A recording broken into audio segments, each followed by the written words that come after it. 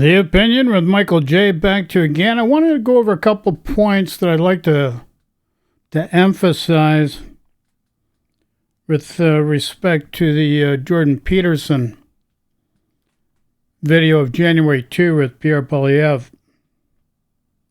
And I think it's important that we do that. Now, number one, and I'm going to maybe dissect a few different other pieces going forward too. Now, here we have January 2. This is the point I want to bring up here and now. Jordan Peterson on the left, Pierre Poilievre on the right. And on with the show we must go. So one of the things that's been very distressing to observe, I would say, and I'm going to use the UK as an example. I mean, the UK had 14 straight years of Conservative government. Yeah. And, you know, as far as I'm concerned, thank God for that, because it could have been Labour. But having said that, they fell 100% prey to the blandishments of the net zero types and brought forward really a catastrophic energy policy. And the UK is suffering dreadfully for that. And their immigration policy, I mean, Keir Starmer apologized for it, which was something remarkable to behold, and so did Kemi Badenoch, who now runs the Conservatives in the UK. Now, the reason I'm bringing them up as an example is because, well, they were a Conservative government, and they certainly didn't govern by anything approximating Conservative principles. And so how do you feel about the probability that if the Conservatives in Canada take power, that they'll be enticed into this global utopian delusion that seems to have enveloped so many leaders, kind of regardless of their political stripe? What do you think, if anything, can inoculate you or has inoculated you against that? I know better. Well, elaborate. What do you mean? I'm not going to do that. I know better, and I'm not going to do that. And this is what he does on the floor of the House of Commons. This is what he does. You got to understand, Conservative Party over the last little while spent 8.5, just over 8 million on advertisements based on slogans. Two things: pain points, slogans. Liberals spent about 470,000 or thereabouts, and NDP 47,000. So this is why these slogans have worked. Once you understand how a slogan on an advertisement and how advertising people get into your pocket. So that's why 8 million was spent. So you have to understand that. To behold, and so did Kemi Badenoch, who now runs the Conservatives in the UK. Again. Now, the reason I'm bringing them up as an example is because, well, they were a Conservative government, and they certainly didn't govern by anything approximating Conservative principles. And so how do you feel about the probability that if the Conservatives in Canada take power, that they'll be enticed into this global utopian delusion that seems to have enveloped so many leaders, kind of regardless of their political stripe? What do you think, if anything, can inoculate you or has inoculated you against that? I know better. Nothing has inoculated him. And does he know better? Well, his claim to fame is between 20 and 25 years ago. He did a thesis or an essay, and he's maintained that principle of that thesis and essay up to this period in time now. So nothing that happened 25 years ago is the same as today. You just went through a pandemic, the worst pandemic in over 100 years that the globe, it was a global thing, experienced. So this is uncharted territory. Now, number two, what's the response here? First of all, he says, I know better. Now, Mr. Peterson's going to ask for an explanation, and here's what you're going to get. Well, elaborate. What do you mean? I'm not going to do that. I'm not going to do that. And this is the thing. Out of that $8+ million he spent in advertisement, he doesn't explain how he intends to get out of the rabbit hole. No explanation. The guy's become popular, just like Donald Trump, spending tons on advertising. Say it enough. You can say lies upon lies upon lies, and eventually the people just believe it. They don't know what's going on or how it's going on. Simple as that. So we're going to move to another aspect of this, which I saved, that you should be aware of.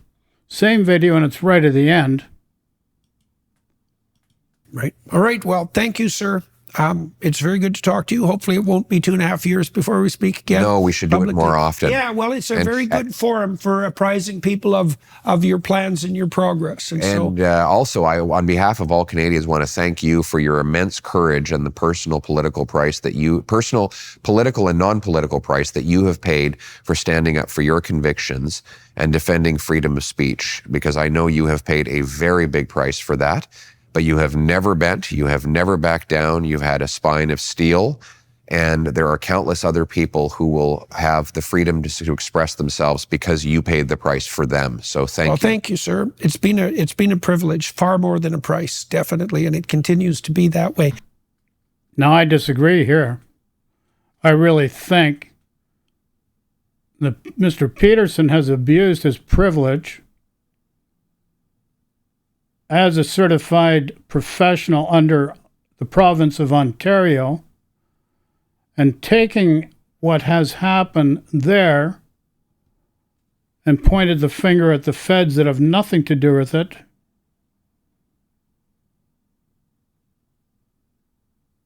is really a travesty, because that's not the truth. Now, here's what I want to point out here coming up now. This interview did not just finish here. It finished here for YouTube, and then another half hour and more went on another site, and I just recently found out about that, and this is why I want to bring it to your attention to make sure you understand that all this is purposely scripted in such a way to shed a light only on the qualifications of Pierre Poilievre, that has yet to actually show that he is a man of character and actually has some principles and understands what needs to be done to help the Canadian people. I think he's like a fish out of water. He doesn't know, but he knows what he's doing. He's a politician all his life, and he spent a good part of the Stephen Harper administration. So he should very well know when Stephen Harper cut down on the border budget, because Stephen Harper, another guy that just slash, and they still managed to get friggin' deficits up. You know, deficits that overall just don't warrant the cause and effect. And there's different ways of doing things, and we heard that with net zero. And net zero is misunderstood. So listen here for now what's going on here now. All right, so for everybody watching and listening, I'm going to talk to Mr. Poilievre for another half an hour on the Daily Wire side, as you know. And I think probably what we'll do there is drill down a little bit on Canada-U.S. relations. The DW audience is very American-oriented, and so that seems to be perfectly appropriate, and it's something that we didn't cover. Yeah, so they're going to go and deal about tariffs. They're not going to talk to about any of the points of interest here in this video. This is just lightly scripted, make it feel good, make you look good. Pierre Poilievre. It's all conservative. It's all a conservative advertisement. That's really what it is, a glorified advertisement. Nothing more, nothing less. Now, I'm going to give you an opinion of the gentleman. Tim Miller did the interview. And I did a part on this, other parts of it too. But I want you to understand the point of view of a guy by the name of David Frum. a Canadian. I met his mother a few times when she worked out of the CBC in Jarvis. His father's a developer, Murray, and I know of Murray through my father-in-law at the time.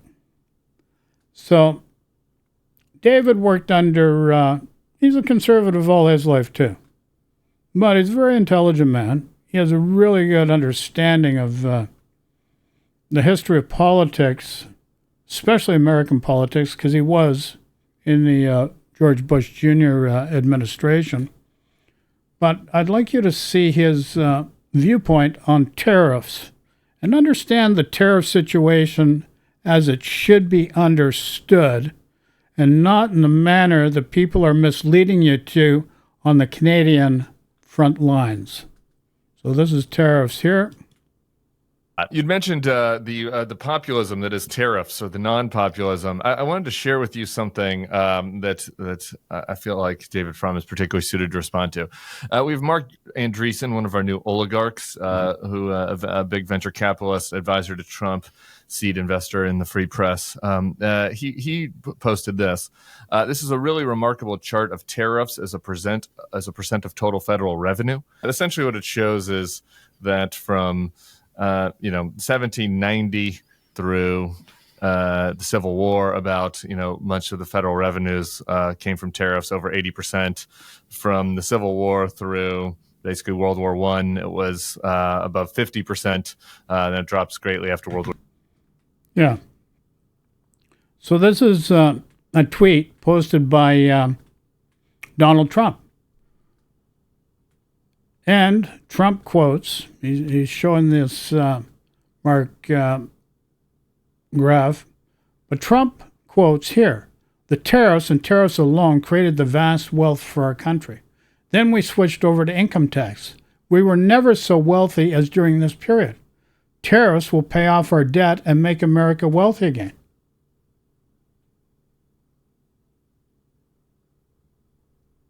That is the most moronic statement a person can make. You can understand a student at public school, grade 5, may get that impression. A lot of those grade 5ers nowadays might be above this understanding. This guy, president-elect, does not know how a tariff works. He thinks a trade deficit is money that his country lends to another country. The guy is illiterate. He doesn't know what he's talking about. And then Peterson and Poilievre, after the YouTube video, they'll go off and do a Daily Wire thing to a paid subscriber base, and you can't see it, and they talk about the tariffs. And I caught part of it. This is how I came across it through another guy that's a retired police officer that's definitely a conservative, just loves this Pierre Poilievre, loves this Jordan Peterson. And Poilievre thinks he's going to negotiate with Trump. And he doesn't know where Trump is coming from. I've got a different understanding of Trump because my relationship with certain people allowed me the privilege of understanding how organized crime that has worked consistently with Donald Trump over many, many decades, and that Boris Yeltsin, through an associate person I knew, and thereafter Putin, brought Donald Trump in as a front man for properties to launder money for the Russian oligarchs, Yeltsin, Putin, and the other oligarchs, created the Panama Papers, Paradise Papers, and Pandora Papers as a result of so much money being laundered. Also, with the Colombian drug gangs.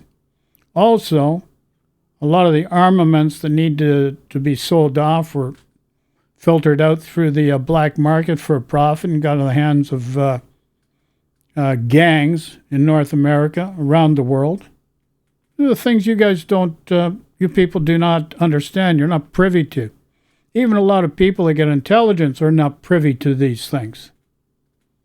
This guy Trump is organized crime for many years. Man's illiterate, doesn't know what a trade deficit is. Or two, and then continues to drop greatly. Andreessen writes that this shows that the second industrial revolution, which was perhaps the most fertile for technology development and deployment in human history, happened during this period where tariff revenue was above 50%. Donald Trump then retweeted his new friend Andreessen, saying the tariffs and the tariffs alone created this vast wealth for our country. Then we switched over to income tax. We were never so wealthy as during this period. Tariffs will pay off our debt. Yeah. So what you see here is Andreessen taking an ignorant but not stupid point, and Trump converting it into a genuinely stupid point. So Andreessen's making the point that industrial growth was faster when tariffs were high, which is wrong, but you have to know a little something about the subject to know that it's wrong. Trump converts that to saying that America in 2025 is less wealthy than it was in 1890, which is just obviously moronic. If you showed the American living standard of 1890 to a typical lower middle class person in Taiwan, they would recoil with horror. I mean, there isn't a bathroom in the whole tenement building. Not one. Obviously there isn't like one per child, but not one per house, not one per floor. Just like zero in the whole tenement. Not a single bathroom in the whole tenement. So that's crazy. So let me address the Andreessen point, because this is a point you hear from a lot of people who think they know something about tariffs, which is the United States appeared to industrialize very fast between the Civil War and the First World War. The tariffs were generally high in the period from the Civil War to 1913. Therefore, one must be causing the other. So a lot of people actually are interested in this subject, which is a pretty recondite one, but have looked, why is this not true? So the first thing was tariffs mattered a lot less in the United States in the 19th century because for two reasons. One is shipping costs were very high. So the tariff actually did not do that much to keep out many, many goods because the shipping costs already did the job. You're not going to bring a lot of things that were low margin. We're not going to move from England to the United States because they couldn't overcome the burden of the shipping costs. The second thing to remember is the reason tariffs are bad is because they disrupt the efficiency of having a large market. Well, the United States in the 1890s was already the largest internal market in the world. So even though it could have been more efficient had it traded freely with Britain and Germany and other major industrial products, Belgium, Northern Italy, the United States was already the largest internal market. So it was capturing many of the benefits. Finally, the United States appeared to industrialize factor because economists distinguish between what they call intensive growth, that is squeezing more productivity out of the existing factors of production, and extensive growth, which is just adding more factors of production. The United States in the post-Civil War period was adding enormous numbers of people through immigration and developing huge new iron ore. Did you hear that? They capitalized on that through immigration. Can you believe that? Back in the 1800s. Fields and other sources of natural resources. So a lot of that growth was real, but it was extensive. That is by adding more factors of production, not intensive by getting more value out of the factors you already have. So it's just not true. And there were what people forget when they look at they see the industrialization between 1965 and 1913. They don't see repeated severe depression after severe depression. That's right. Radical populist movements uprising because the tariffs enriched some and impoverished others. A lot. If you were a Southern cotton farmer in the post-Civil War period, the tariffs made you really poor. Because a tariff functions not just as a tax on the import, but mathematically it also taxes the export. So if you're in an export-favored sector like cotton, you lose on the one hand, and then you lose again because you have to pay more for your clothes and your yarn and so on. So sorry for that last lecture. But Andreessen is not a fool. He could read a book on this subject. He really could. He could talk to some economists who know what they're talking about. And he could Trump educate isn't himself. on this subject just a fool, so there's no helping him. But That's they're right. both wrong. And if you start putting the tariffs back in place now, you will do enormous damage. Can I say one more thing? I know this is a long lecture. No, this is why I put it on the tee for you. Okay. So tariffs represent a very small fraction of government revenue. That's true. But where the tariffs are still in place, they impose very large costs on the people who pay them, who are typically the poorest people in society. I've written about this for The Atlantic, and Ed Gresser at the Progressive Policy Institute has done some work. If you are buying a pair of Prada loafers, the tariff is a negligible factor in the cost of the Prada. There are still tariffs on shoes. But if you're going to Walmart and buying 3 pairs of the cheapest sneakers for your 3 children, the tariff actually is quite a substantial component of the price.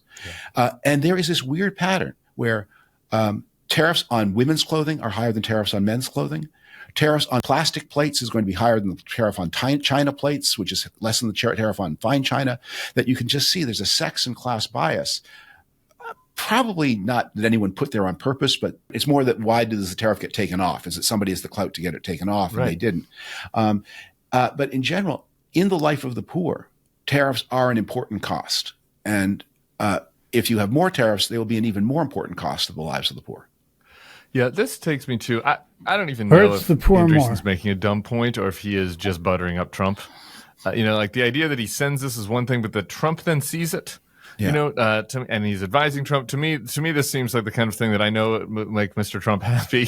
And I have this kind of contrarian point I can make. I'm going to make it. No, but here's another thing that is more alarming. If you look at early 1930s Germany and the Nazi uprising, you're going to find that when Hitler got to be chancellor, he didn't want to govern. He just sat there reading the paper, doing, which Trump will do golf or whatever. He wouldn't read any of his briefs, had no interest in anything run by the government. And the same thing happened in the first term of Trump and will happen in the second term. And secondly, a signature representation of the uprising in Germany in the early 1930s under Adolf.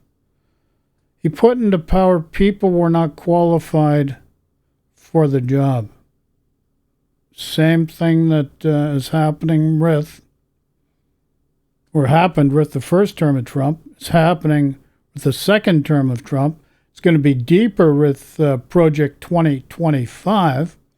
And you really have to hope the conscious integrity, moral conviction of some of these generals do not end up being like a Hermann Goering or the police chief, guy by the name of Himmler. This is how it all started, kids. Got to know how it started. The pattern's there. Historically, it's there. You're seeing it. The pattern. Again, I think Andreessen is for real because I can see this spreading. Look, they're in the Silicon Valley world where they're very upset and mad at China. That there has been this interest in sort of glib and no one's going to read the real articles or the real history of tariff policies in the United States. They're too important to work. They employ people who summarize, to do the work for them, who summarize what's in the work and tell them what they want to hear anyway. That's right. So I think Andreessen really does believe that higher tariffs led to industrialization. I mean, he might get they're not efficient, but the idea that that's not true either, even his own more sort of upmarket version of the Trump point, it's not true either. And it's just uninformed to say such a thing. That's correct. I want to the relation to this to your point about the oligarchic element of this, that Trump can also use the tariffs to curry favor. Yeah. Takes us to, of course, Elon Musk, who has a lot of potential businesses that could. And this is another pattern you see with the Putin Russian government, who I know helped organize for Yeltsin Putin. Also, the same pattern that they're discussing with the oligarchs here is also a pattern of the early 1930s of the evolution of the Nazi Party. Eventually, they eliminated the Constitution and created a dictatorship. So if you really think Trump wants to be dictator from day one, yeah, he does. And he doesn't want to finish. The patterns are already there. You just hope you have the people. This is the only safeguards you have. The people that say no and stand up to their convictions no matter what happens. This is what you really have to hope for. Be harmed by tariffs. I suspect that it will not be his that are targeted. Tariffs will hurt everybody. It doesn't matter. Both sides of the fence. Doesn't help anybody throughout the whole time they're in existence. It'll be a waste of time, cause pain and suffering undue. But a guy like Elon Musk does not care. So let's move to what is happening in Canada. David Frum is from Canada. He's got a really good handle on conservatism. And let's look at that. We have a couple of David Frum special topics we have to get to. The first is what the hell is happening in Canada. We have Trump what now. The hell, Canada? Talking about how Justin Trudeau is Governor Trudeau, making jokes about the 51st state. Trudeau went down to Mar-a-Lago to make an appeal. Yeah, Trudeau went down there. Doug Ford can't get on the A-list, so he hasn't been invited.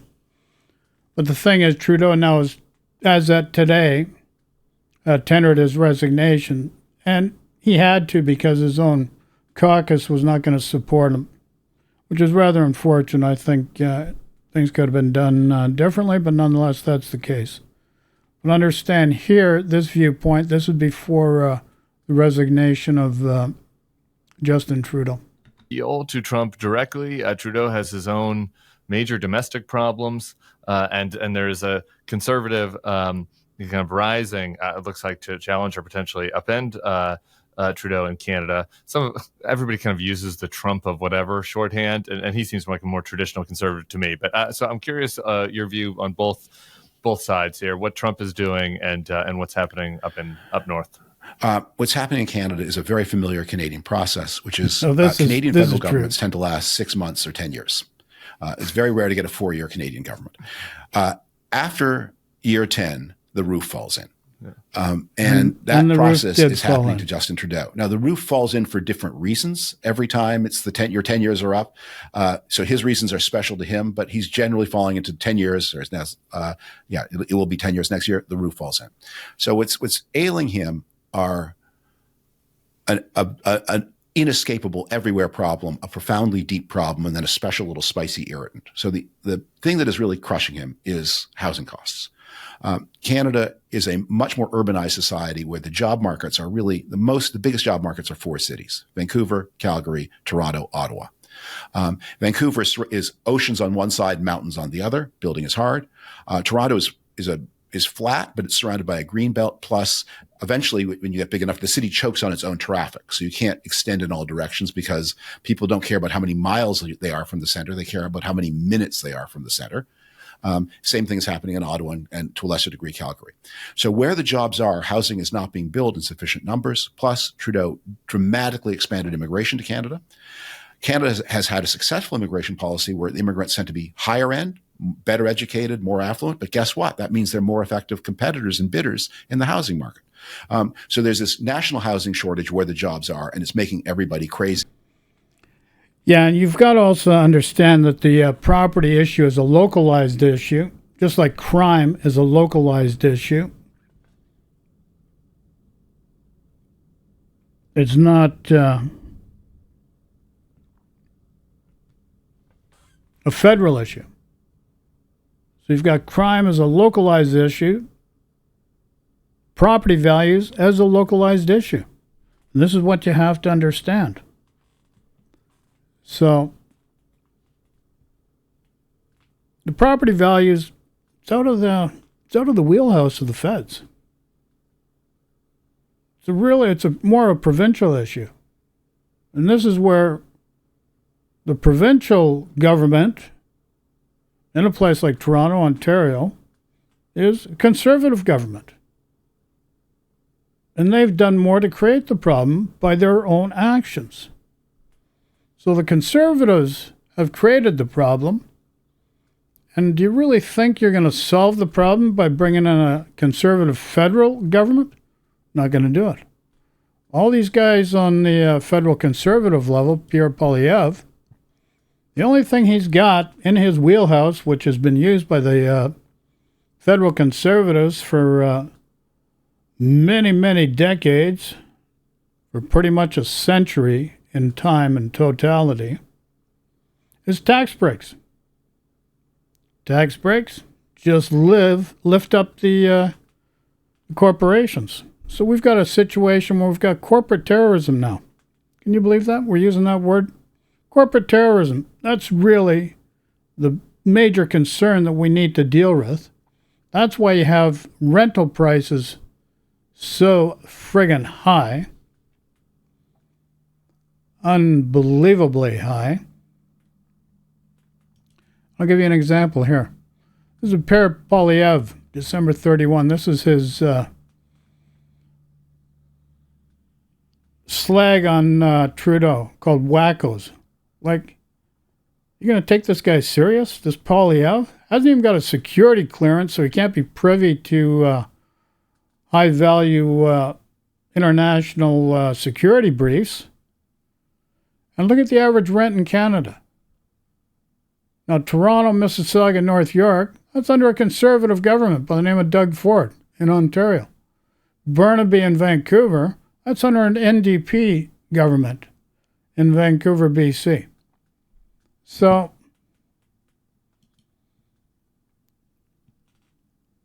different skills are needed to correct this problem. Actually, nobody knows how to correct it properly. The Liberals have shown that they have at least some policies and some plans that are actually better than the alternatives put forth by the NDP and the Conservatives. I'm going to tell you, tax breaks and removing the carbon tax, that's not going to buy you a house. It's not even going to get you in the market for a house. You really have to be careful what you accept and how you think the government's going to work and help you. Because you're just given a bad set of goods by this Pierre Poilievre, and you're just going to hurt yourself more than you're going to fix yourself. So now, I want to show you something. This is the Fed's gross domestic product per capita in the United States. Now, in the YouTube video of Pierre Poilievre and Jordan Peterson says, oh, Canada is worse than the state of Mississippi. This is how bad, this is how we've denigrated, how far down into the muck we have fallen.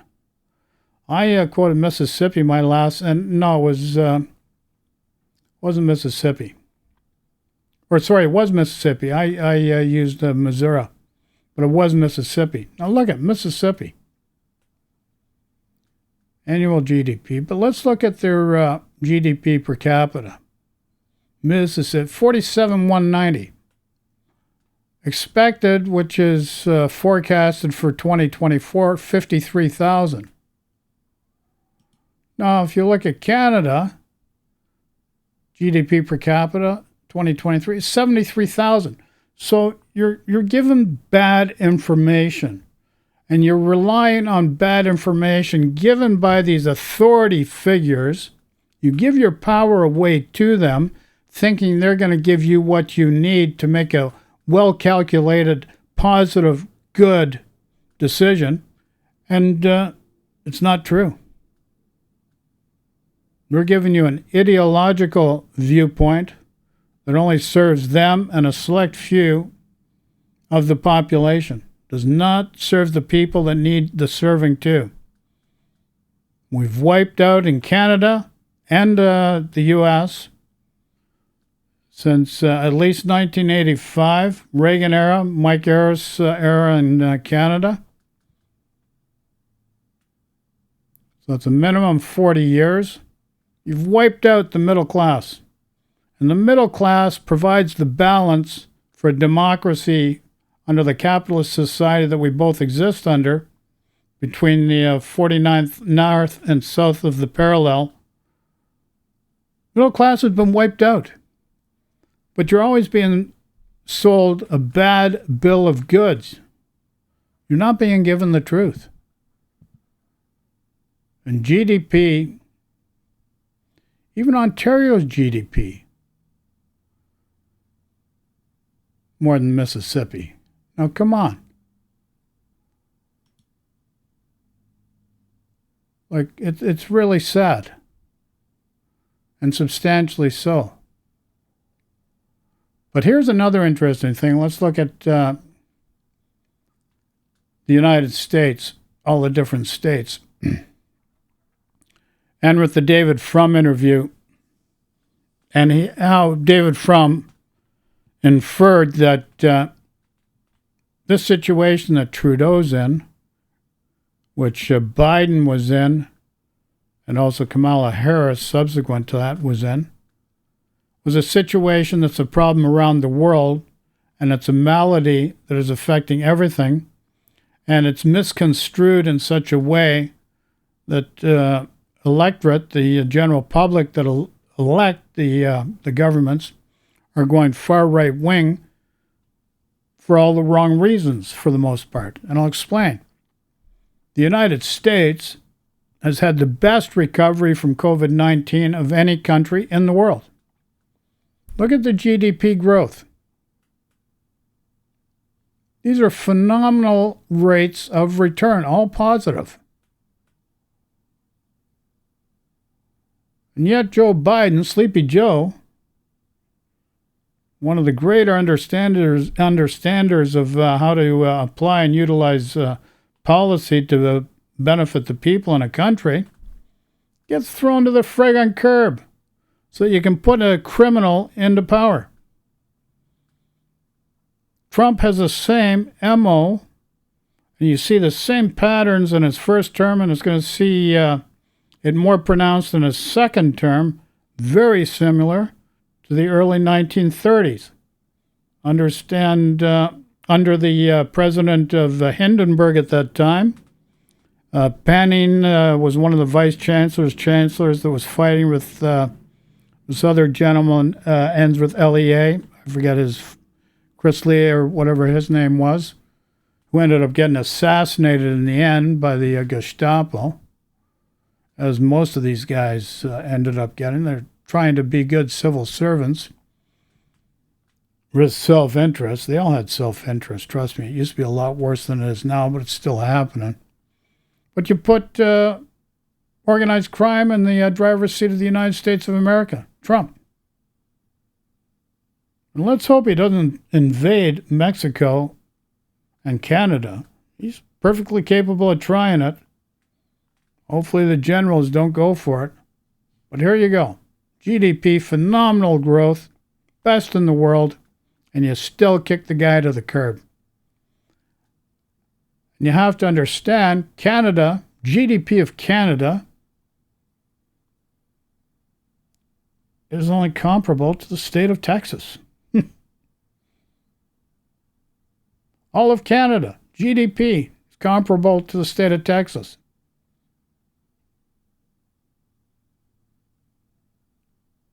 Look at the growth they had in Texas.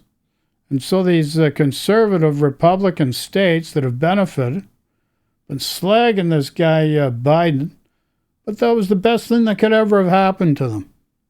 But no, they want their own guy in. Despot, dictator, Trump. Now, if you don't think Poilievre is much different, you're kidding yourself, especially since he's been a career politician all his life. He's going to try applying what he's learned from 25 years ago plus, 20 to 25 plus years ago. And if everything in the past has not worked because it's brought us to where we are in the present, why would you keep applying from the past to the present? You're just asking for more of the same. Just more of a waste of time. It's as simple as that. So I think I'm going to leave it at this. I was going to probably show some more stuff, but Gone a little bit too far with this one so far, kids, so we're going to cut it out right now. I'd like to say thank you for watching. Questions, comments. If anything tweaks your interest, you're not sure anything, throw it in the comments section. Let's create dialogue. Let's create understanding, and understanding in a way that benefits you and other people instead of the 1% and the 10%. So thanks for watching. Love and peace to everybody. Take care, and when in doubt, do what my buddies do. Ciao for now.